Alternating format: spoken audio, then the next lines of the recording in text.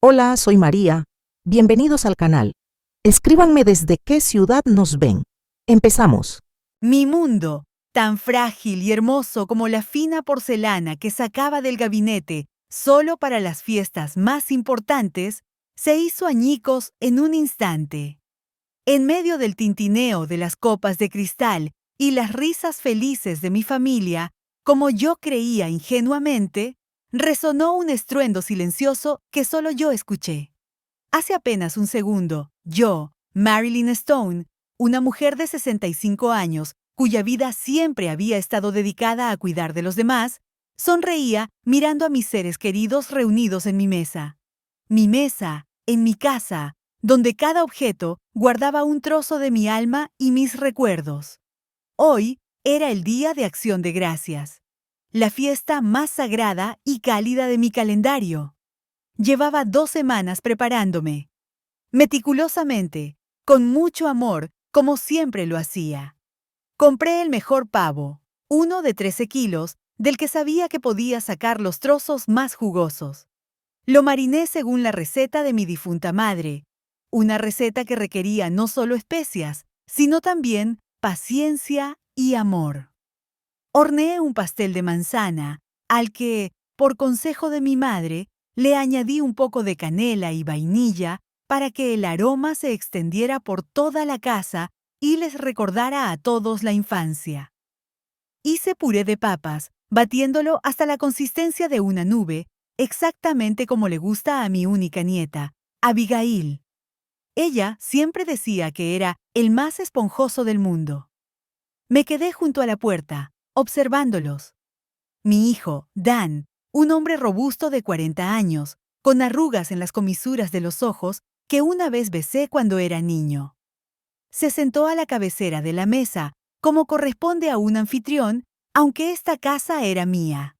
Su esposa, Melinda, impecablemente vestida, con un maquillaje y un peinado perfectos, resplandeciente de diamantes, se sentó a su lado, mostrando su sonrisa perfecta.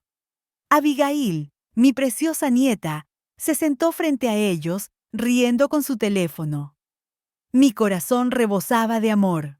Sentí que no había nada en el mundo más importante que estos momentos, esta familia, esta felicidad que yo les daba y que, como entonces pensaba ingenuamente, ellos me daban a cambio. Me levanté de mi sitio para traer otra botella de vino. Era un exquisito Sauvignon Blanc que había comprado especialmente para Melinda, sabiendo cuánto le gustaba.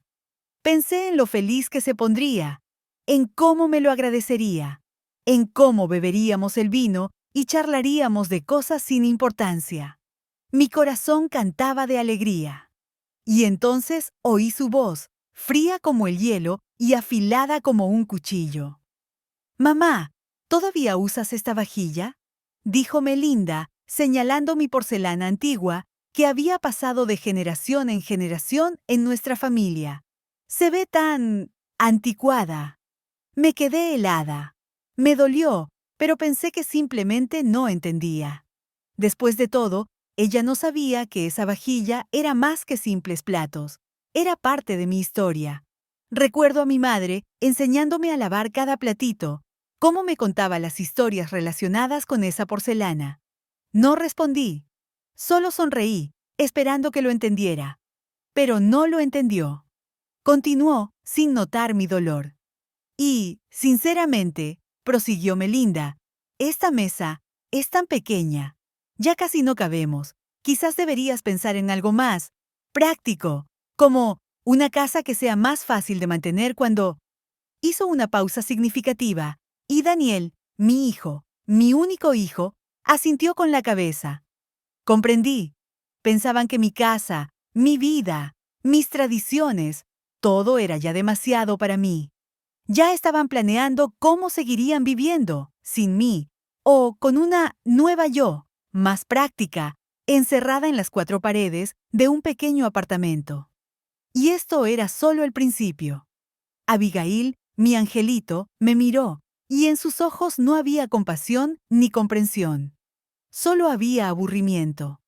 Y sentí que el corazón se me encogía de dolor. quise morirme.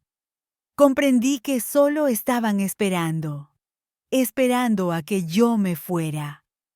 Estaban esperando mi muerte para poder quedarse con mi casa. Después de la cena, cuando ellos, llenos y contentos, se habían ido, limpié la casa y me senté en mi sillón favorito. Miré la mesa vacía donde un minuto antes había estado mi querida porcelana. Sentí que mi alma se había derramado de mí como el agua de una jarra rota. Por primera vez en mi vida, comprendí que me daban por sentada. Había hecho todo por ellos. Había sacrificado mi vida.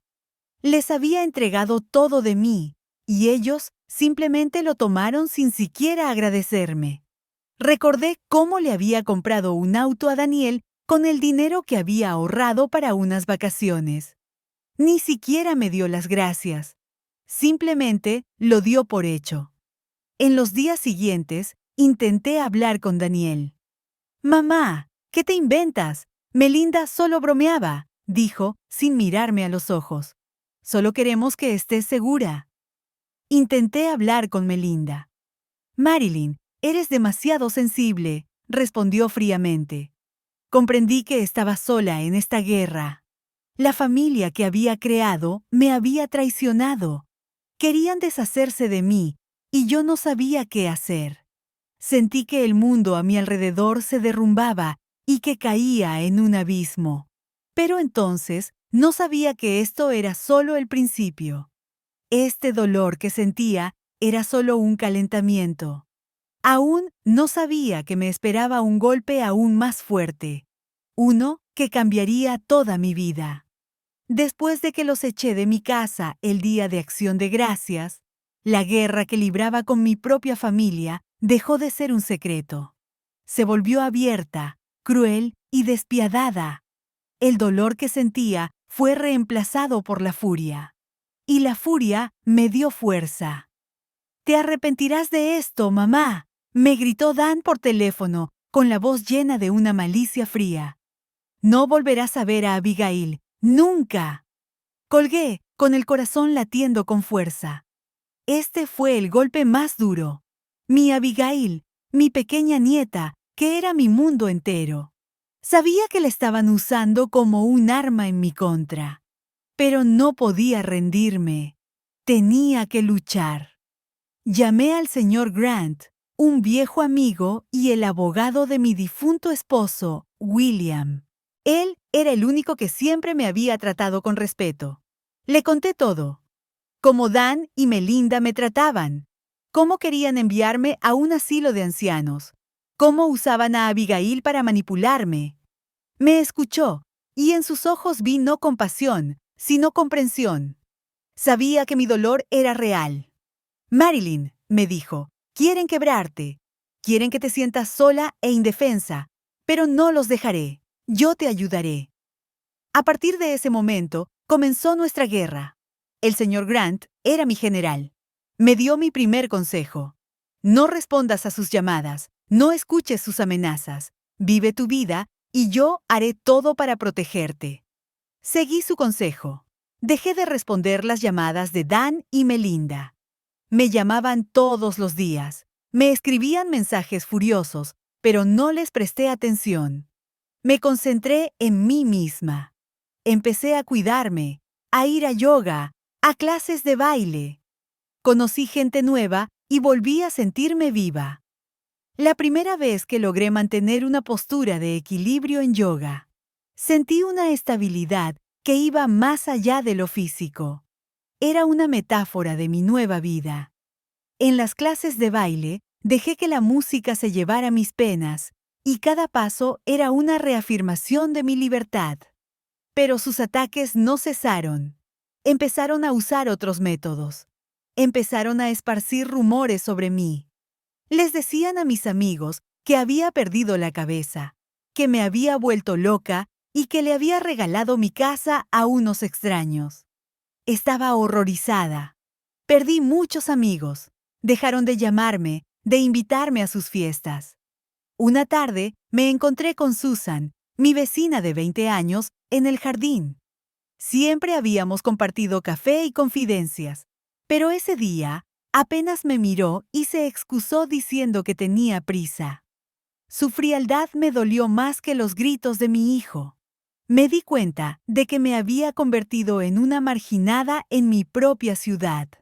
Un día, entré al supermercado y oí a dos mujeres, viejas amigas mías, susurrando sobre mí.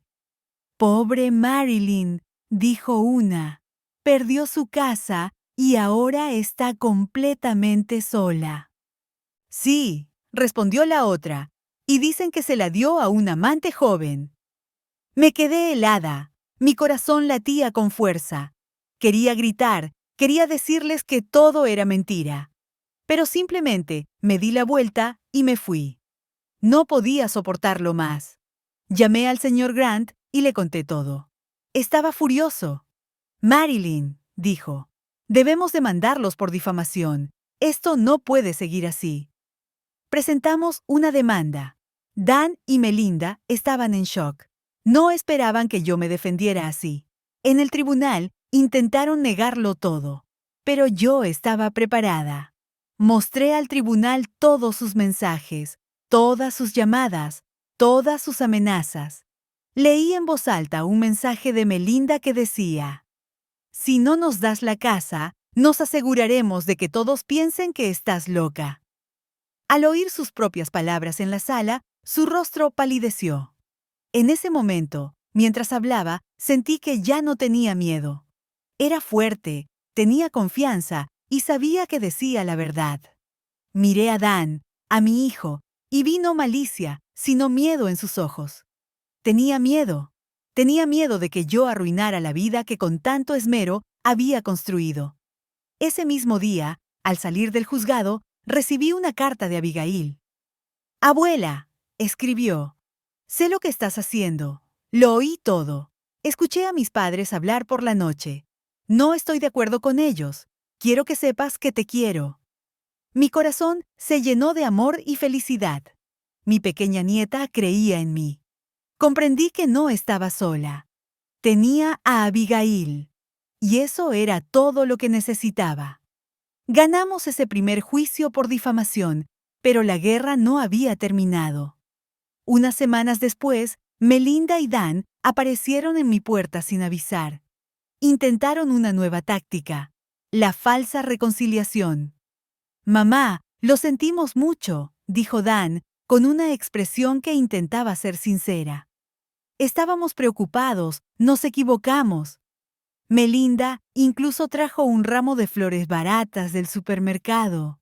Pero yo, advertida por el señor Grant, estaba en guardia. Les ofrecí agua, pero no los invité a sentarse en mi sala. Vi la codicia en sus ojos cuando miraban a su alrededor, evaluando mis pertenencias. «Solo queremos asegurarnos de que estés bien con tus finanzas», dijo Melinda con una dulzura empalagosa. «Quizás podríamos ayudarte a administrar las cosas». Fue entonces cuando descubrieron que había vendido la casa grande. Su sorpresa se convirtió rápidamente en una furia mal disimulada. Ese intento fallido de manipulación fue la chispa que encendió su siguiente ataque. Decidieron que, si no podían convencerme, me incapacitarían legalmente. Fueron a la corte para que me declararan incompetente, para que todo mi dinero y mis propiedades pasaran a ellos. Contrataron a los mejores abogados, prepararon a muchos testigos que, intimidados o engañados, estaban dispuestos a confirmar que yo no podía tomar mis propias decisiones. Todo apenas comenzaba a desarrollarse. Algo completamente impredecible estaba a punto de suceder. Simplemente no te puedes perder el final de esta historia. Entré en la sala del tribunal por segunda vez, y mi corazón pareció convertirse en hielo. Llevaba mi mejor traje, que había comprado específicamente para este día. Sentí que no era solo un juicio, era una batalla por mi vida, mi honor y mi dignidad. Dan y Melinda se sentaron frente a mí, sus rostros pálidos y tensos. Detrás de ellos se sentaban sus abogados, arrogantes y seguros de su victoria. Pensaban que era vieja y tonta. Pensaban que mi nueva vida era una prueba de mi locura. Pero no sabían que yo estaba preparada. Estaba lista para esta batalla. La jueza, la misma mujer de cabello canoso y ojos penetrantes, me miró. Señora Stone, dijo, ¿entiende que estamos aquí para decidir si usted puede manejar su propia vida? Sí, su señoría, respondí con la voz firme. Y estoy aquí para demostrar que no solo puedo, sino que lo estoy haciendo mejor que nunca. La audiencia comenzó. El abogado de Dan y Melinda, un hombre alto y arrogante, comenzó a hablar. Pintó un cuadro de mí como una mujer senil que malgastaba la herencia familiar. Vendió la casa de su familia, un legado para su hijo, y ahora vive en un lugar diminuto, argumentó, mostrando fotos de mi nuevo y acogedor hogar como si fuera una celda. Gasta su dinero en caprichos como clases de baile, en lugar de preservarlo para su cuidado futuro, un cuidado que, evidentemente, mi cliente, su amado hijo, tendrá que supervisar. Lo escuché y sentí la ira arder dentro de mí. Pero me mantuve serena. Sabía que la verdad estaba de mi lado. Cuando terminó, el señor Grant se levantó. Habló con calma, pero cada palabra resonaba con fuerza. Su señoría, la contraparte describe a una mujer débil. Permítame hablarle de la verdadera Marilyn Stone. Contó cómo ayudé a mi esposo a fundar su negocio desde cero, cómo manejé las finanzas del hogar con una precisión impecable durante 40 años. Esta mujer no es frágil, es la arquitecta de la fortuna que su hijo ahora reclama como propia. Entonces se acercó a mí y puso una carpeta gruesa en mi regazo. Marilyn, dijo, muéstrele a la jueza lo que tiene. Abrí la carpeta. Dentro estaban todos los documentos, pero en la parte superior había una carta personal de mi esposo William, escrita años antes de su muerte. Y está lo más importante, le dije a la jueza. Una copia del acuerdo que hice con mi esposo, William. El acuerdo establecía que, si alguna vez sentía que mi familia se aprovechaba de mí, tenía el derecho absoluto de vender todas nuestras propiedades y disponer del dinero como yo considerara oportuno. Mi amado esposo, que siempre me conoció mejor que nadie, lo había previsto. Quería protegerme, incluso desde la tumba. Le entregué la carpeta a la jueza. Ella leyó el acuerdo y luego la carta. Sus ojos se abrieron con sorpresa y luego se suavizaron. En un momento miró a Dan y Melinda, y en sus ojos vi un profundo desprecio. ¿Sabían de este acuerdo?, preguntó. Se quedaron en silencio. Estaban en shock. Pensaban que era vieja y tumba, y no sabían que mi esposo había dejado esta última protección para mí. Tengo un testigo más, su señoría, dije, y un silencio sepulcral cayó sobre la sala. Es mi única nieta, Abigail. Abigail entró en la sala con una elegancia y una valentía que me llenaron de orgullo. Se acercó al estrado, me miró y me dedicó una pequeña sonrisa de apoyo. El abogado de mis hijos intentó intimidarla. ¿Tu abuela te prometió algo para que testificaras a su favor?, preguntó con veneno. Abigail lo miró directamente. Mi abuela solo me prometió su amor, que es más de lo que puedo decir de otros. La sala murmuró. Abigail, le pregunté, ¿crees que tu abuela está loca? No, abuela, respondió con voz clara. Creo que finalmente eres libre. Los oí. Decían que querían tu casa, que ya no te necesitaban. Pero yo sí te necesito. En ese momento supe que había ganado. No solo el caso. Había ganado algo mucho más importante. La verdad. La jueza dictó su veredicto. No solo desestimó el caso de incompetencia, sino que privó a Dan y Melinda de todos los derechos a la herencia por su crueldad emocional y abuso financiero. Les ordenó pagarme una suma considerable por daños y perjuicios. Y si alguna vez intentan dañar a su madre de nuevo, concluyó la jueza con severidad, me aseguraré de que enfrenten consecuencias mucho más graves. Salí del juzgado sintiendo una mezcla de tristeza y alivio. Había ganado, pero había perdido a mi hijo. Sin embargo, no me había perdido a mí misma. Un año después, estaba sentada en el pequeño porche de mi acogedora casa, cuidando mis rosales. El aire olía a tierra húmeda y a flores. Abigail estaba a mi lado, ayudándome a podar las ramas secas. Nos visitábamos cada fin de semana. Cocinábamos juntas, reíamos y hablábamos durante horas. Habíamos recuperado el tiempo perdido. Yo estaba sola, pero nunca más me sentí sola. Me había unido a un club de lectura. Viajé a Italia para ver el arte que siempre soñé conocer, y mi vida era plena. Comprendí que la verdadera libertad no es la ausencia de personas en tu vida, sino la ausencia de aquellas que te menosprecian. La verdadera fortaleza es el derecho a ser tú misma. No me arrepiento de haber sido madre. Solo lamento no haber aprendido antes que la bondad nunca debe ofrecerse a costa de la propia dignidad. Finalmente, a los 67 años, me había liberado. Había encontrado mi camino. Y mi vida, mi verdadera vida, acababa de empezar.